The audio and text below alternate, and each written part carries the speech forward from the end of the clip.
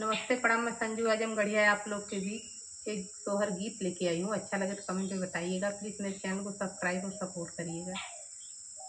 चिरई तुहरी बोली हम ना सोधा लेत पिया, परदेसे गईन हरी दूर देसे गईन।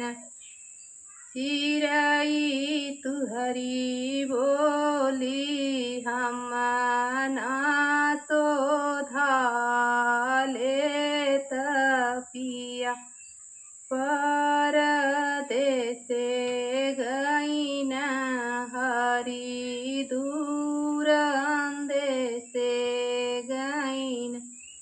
जऊ माही जन तो हरी विदेशे जइहा पिया, दूर देसे जइहा हो।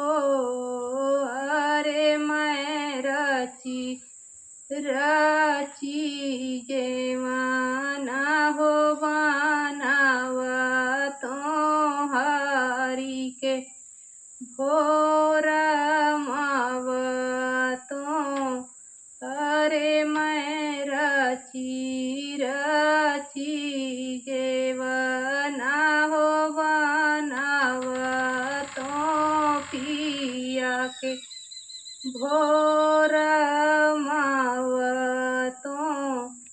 चिरई तुहरी बोलिया हम ना सोधा लेत पिया, परदेसे गईन हरी दूर देसे